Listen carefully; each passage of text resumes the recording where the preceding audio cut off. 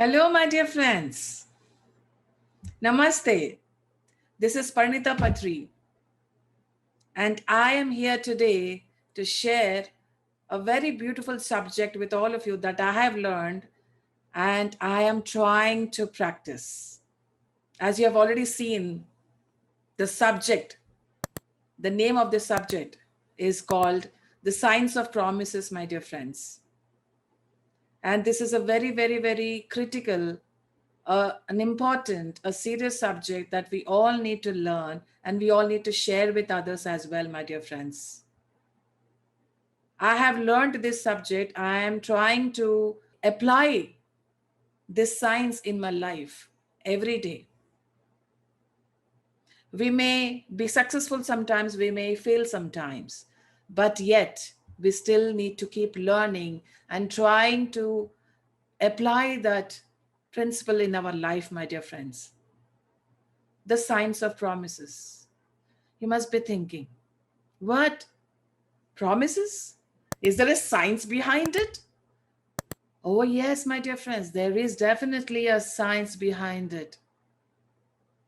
And as we are all are trying to be conscious beings, aware beings in all facets of our life, this will also be very helpful in the soul's evolution, my dear friends, in our karma, in what we think, what we say, what we do. So, my dear friends, I bring to you a presentation on the science of promises, my dear friends. This is going to be life changing. Without any further delay, I would like to start the presentation on the science of promises, my dear friends. Are you ready for it? Are you really ready for it? I'm ready to present. So let's go. Yes, my dear friends, let us start learning about the science of promises. A promise is considered very, very sacred, my dear friends. And in Asia, a sage formulated a saying which emphasizes the importance of a promise. It says that one would rather die than to make a promise. But if he promises, he must fulfill his promise till his death, till his last breath, my dear friends. A promise is considered very sacred. Did you ever think about that at any point of time? So, our promises cause certain patterns in relation to their time, daily work, feelings, thoughts, plans, motives, and in their relationships with other people. It works in everything that we do, my dear friends. And let us imagine such a pattern as a set electrical pattern in which things are done automatically according to how it is set. We all have a pattern of things in life that we need to follow, my dear friends. So, promises is such a pattern. As long as the promise continues, things go as they were planned to go. But when the promise is broken, the whole pattern of set activities of the physical, emotional, and mental levels and the set patterns of relationship are disturbed, my dear friends. Yes, my dear friends, that is very true. So, that is something we really need to ponder about. How can promises really affect us? Is something we really need to think and wonder. Take your time. Just take your time and think about this. Many physical, emotional, mental disturbances and states of confusion are the result of broken promises, my dear friends. Whether it was a promise formed with a friend, a mother, a father, or your own promise to yourself. No matter who you promise to, we really need to think about the effects of a promise made, a promise fulfilled, or a promise broken, because it has an impact on all levels. mental, physical, emotional, everywhere. So people do not pay attention to this subtle factor which plays a great role in our health, sanity, and behavior. And promises from others or from our own self considerably damages our health and sanity if they are not met and fulfilled. We may end up losing our sanity when we do not, when we keep breaking our promises, and when we do not fulfill the promises that we make to others or to ourselves. Isn't that something that we really need to consider thinking and trying to be as aware as possible? So during childhood, unfulfilled promises by parents, teachers, and friends, and society and peers and everybody have such an effect on our system that we may even wait for the fulfillment of the promises for 70 years of our life and run our life in accordance with the thought forms of the promises given to us long ago. So, thus, a promise builds a prison around us and does not let us take self activated actions. Promises made to children, my dear friends. I would request the adults, no matter which role they are playing for the children, to please be mindful when you are promising something to a child. Their minds are very delicate, very subtle. So, when you are trying to promise something that you know that you're never going to fulfill, you better stop yourself from promising that to any child. I'm sure you must have experienced such a thing that when you were a child and somebody promised you something and they did not fulfill it, how did it feel? Betrayal, disappointment, trust, everything's broken. So please be mindful when you are promising something to your child, to a child. When you know that you're not going to fulfill it, please do not promise. Just because you want them to stop crying, or maybe you want them to do something that you would definitely want them to do something, then you tend to promise things that, oh, okay, you know what, if you do this, I will give that to you. But then they will do it. But when they end up not receiving it, they'll be utterly disappointed. So please be careful when you are promising to a child. And great depressions, disillusionments, inertia, and apathy are the result after the thought forms and the expectancy melt away. In such cases, the best way to help is to find the promise and the one who promised it and dissipate the promise through analytical logic, replacing it with a spiritual challenge. A promise can be dissolved, my dear friends, when the promiser and the promisee come together and they try to figure out and they try to analyze, and with reasoning and logic they try to understand it, analyze it, and study it, and then they dissolve it by adding spiritual challenge to that promise. You can definitely dissolve a promise with a mature understanding and analysis. So it must be remembered that the moment of the dissolution of the promise is a moment of pain and suffering. But once this phase is over, joy will be witnessed by the observer, my dear friends. The process of dissolution may be painful, but then when you are completely over with the dissolution process, you will be free, you will be joyful, you will be happy. And that is what we all need to do if we have unfulfilled promises, my dear friends, or if we are in no way able to fulfill those promises. So it is very interesting to note that the promiser builds a thought form within his mental plane. If he fulfills his promise, this form melts away. If he does not fulfill his promise, no matter how lightly made, it bothers him in subtle ways, creating confusion in his mind and behavior. Isn't it really interesting to know, my dear friends? As long as as we have learned already that there's a pattern. As long as you keep fulfilling the promise, everything will be fine. But when you do not fulfill the promise, there is a disturbance in the pattern. And that disturbance, those waves, those ripples are going to affect you physically, emotionally, and mentally. And remember, my dear friends, a promise is a promise, no matter how lightly or seriously made. If the promise is forgotten by him, the thought form still exists and it is registered as a defect in the mental computer, which does many things wrong because of this invisible defect, my dear friends. Was there any situation, was there any time that you have forgotten to fulfill a promise? Try to remember.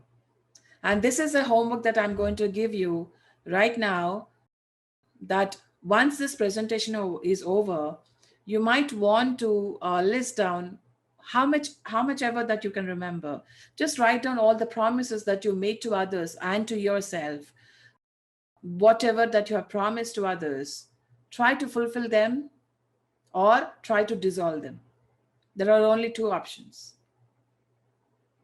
So this is how important it is to learn about the science of promises, my dear friends. So the thought form of a promise can be re-stimulated either in the mind of the one who promised or in the mind of the one who was promised. Just how beautiful is that? And every time the thought form is re-stimulated, it takes away the clarity of the mind and creates minor or major disturbances in it. This is something we really need to be conscious about, to be aware about. Re-stimulation, it happens to all of us all the time. So I try to keep reminding myself, I try to keep telling myself that do not make promises that you cannot keep. I try to keep telling myself that. But sometimes I succeed, sometimes I fail, but I try to keep learning. So in certain cases, one promises, but for a while does not carry it out. Later, he wants to meet his promise, but cannot find any opportunity to fulfill it because of many circumstances.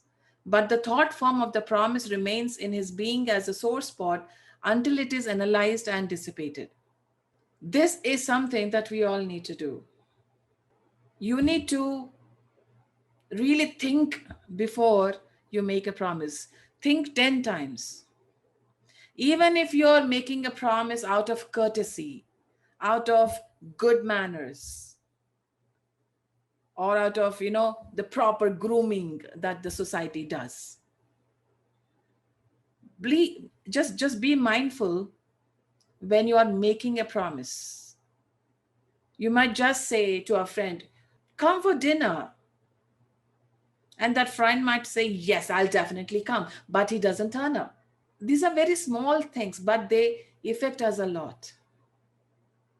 When you say, I'll definitely come, it's a promise. So then we really need to be mindful of what to say and how really we mean to fulfill those promises. And some people make false promises. I'm sure we all did at some point or the other. I'm sure somebody else, others also have made it to us, false promises. Let us not make false promises to anyone or to ourselves. And in this case, they have a weak thought form of a promise in their minds. And this thought form gradually grows and bothers them because the one who was promised nourishes the weak thought form by the force of his expectation, my dear friends. Just like the example that I've given to you, I invite a friend to come for lunch or dinner, and that he or she accepts to, come for lunch or dinner, but then that person doesn't turn up. My expectation still is running, and I will be utterly disappointed. And that expectation is going to create a thought form in the one who has promised to come or promised to do something. So this thought form is going to be created in the person's mind, and that will really disturb him or her. At the end of every day, is it all worth it? I mean, we can choose honesty as something that that is the need of the hour. Honesty is everything. So let us be as honest as possible. Let us promise only when we intend to fulfill it, only when we mean it. And the thought form of a false promise not only becomes a promise, but also a hated thought form within the man. Why is it hated? Because it is not fulfilled. As simple as that. So it is mostly such thought forms that weaken the memory and the clear thinking of a human being. When these thought forms create a foggy atmosphere in the mind, our memory is slowly weakening and clarity is lost. So this is something that we all need to really think about. And don't make a promise you cannot keep, and don't say something unless you mean it. Don't make a promise you cannot keep, and don't say something unless you mean it. Let us try to be more conscious, more aware.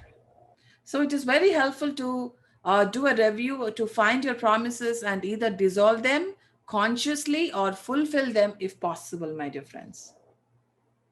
This is the homework. This is the challenge that I'm trying to give to you at the end after we finish the presentation. And a promise has a form element in it. It has etheric, astral, mental elements, and willpower. The melting process is almost impossible left to itself, but through logic and analysis, it is possible to dissipate it.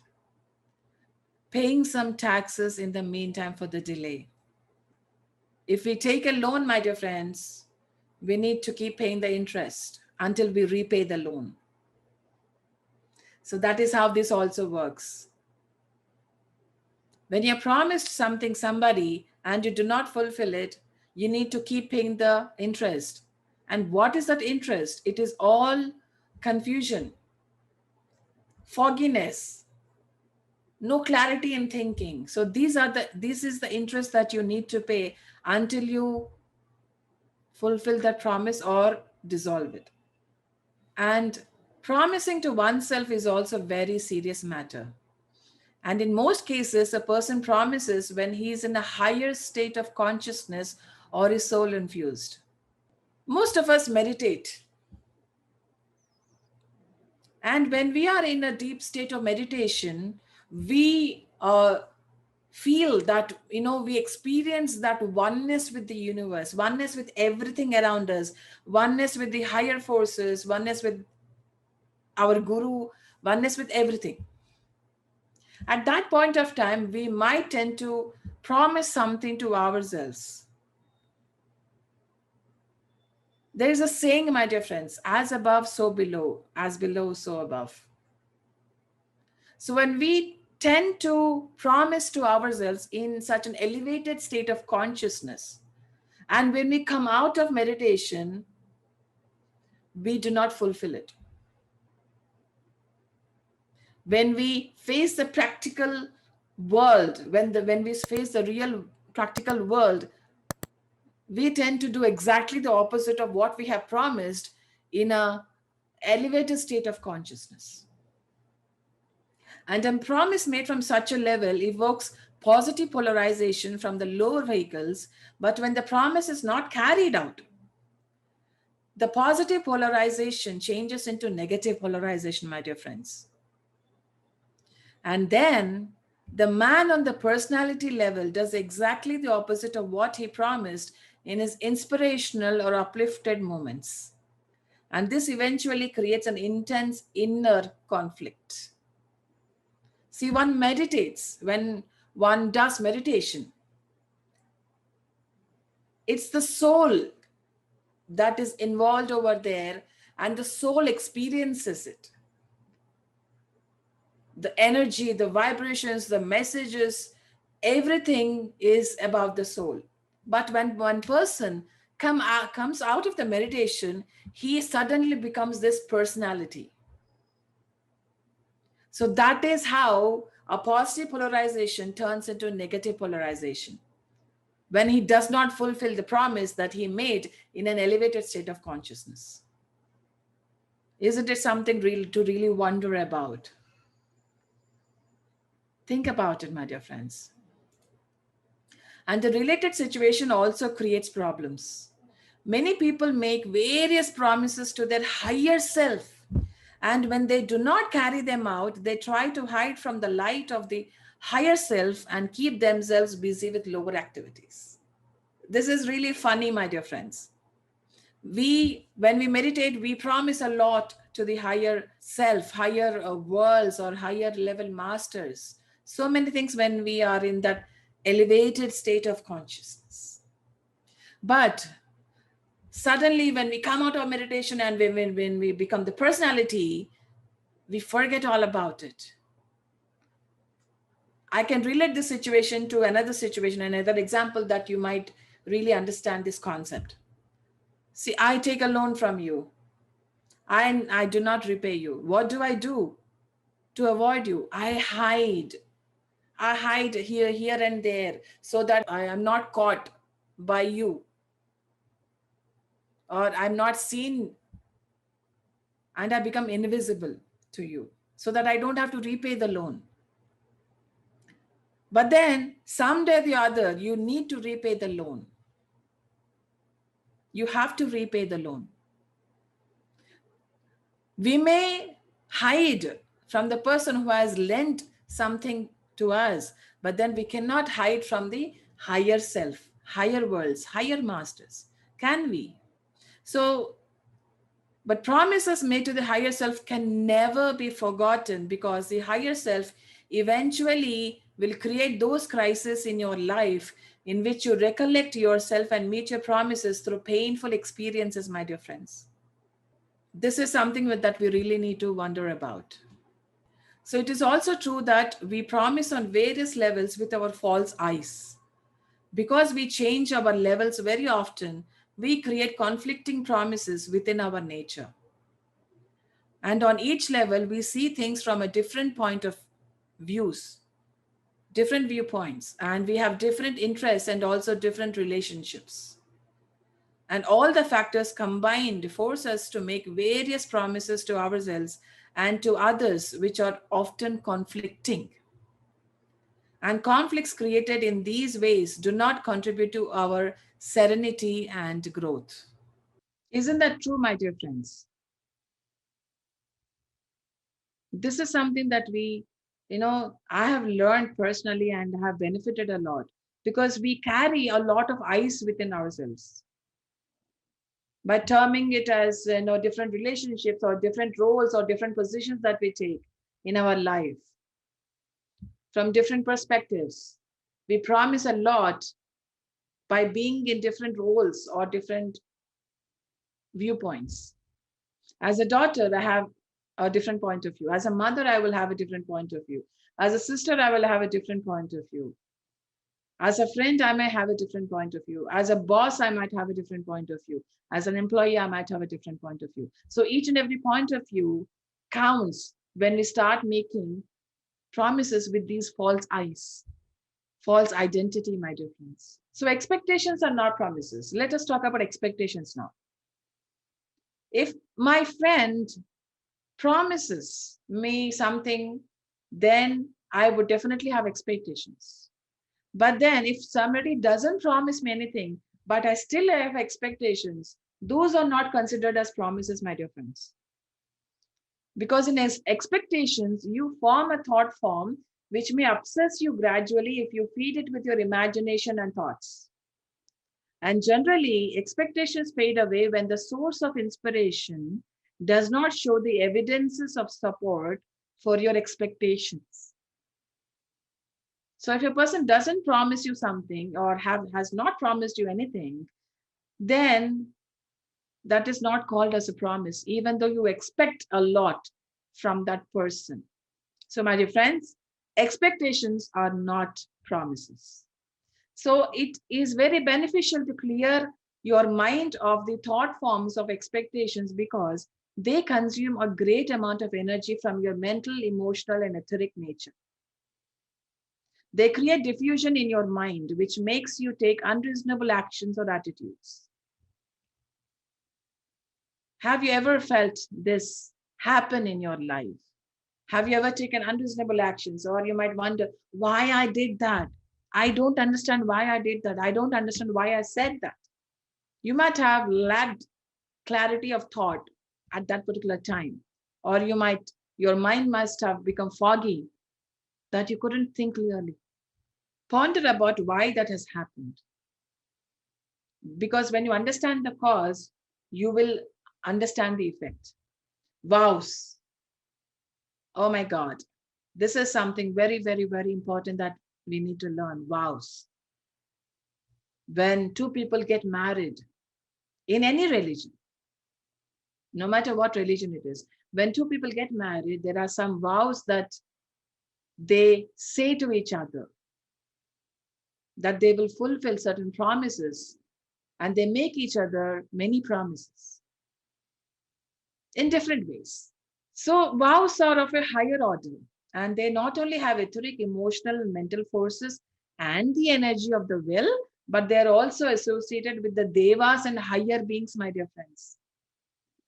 And the violation of vows creates serious disturbances in man's subtle bodies and his relation to with subjective forces, my dear friends.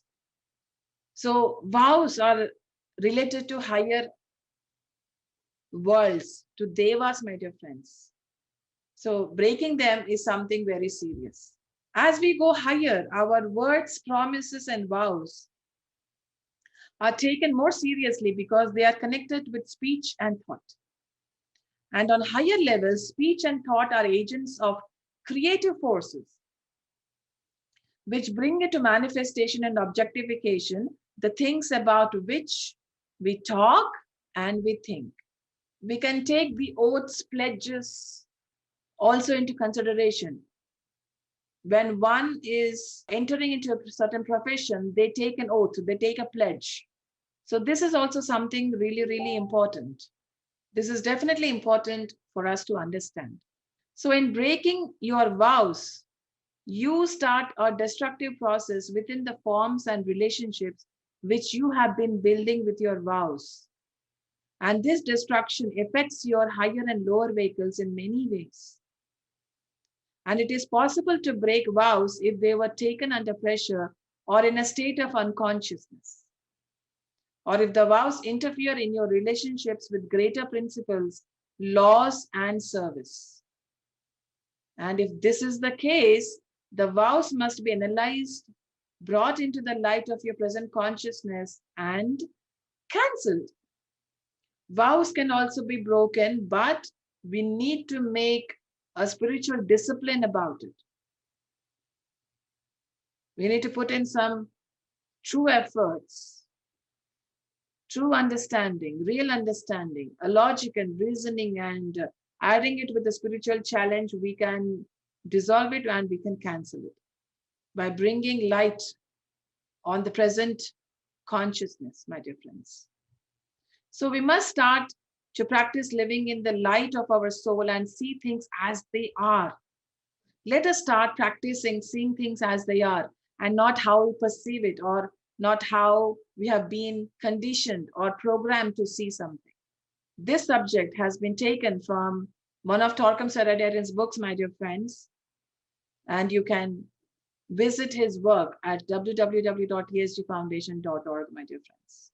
So we come to the end of this presentation of the science of promises, my dear friends. I would like to add something else also over here. Do not make a promise when you're too happy or too sad. Only make a promise when you're centered, you're balanced or in equilibrium, you're calm and centered. Only when you promise in such a state will you be able to fulfill a promise. Never make a promise when you're too happy or too sad,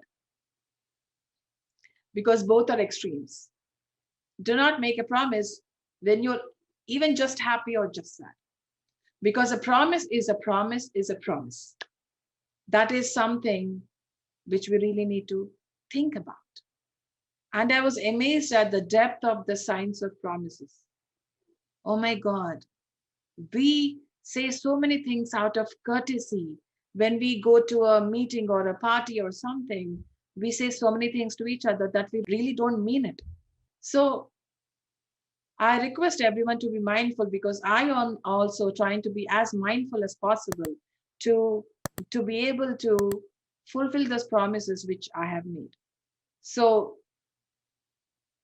please be mindful about the promises that you make. Think 10 times, be aware, be conscious. And this will give you a lot of clarity in your thinking and will save you from a lot of physical, emotional, and mental disturbances.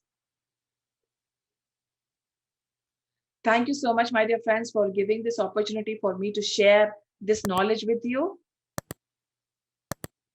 I will see you next time with yet another beautiful subject. Thank you so much, my dear friends.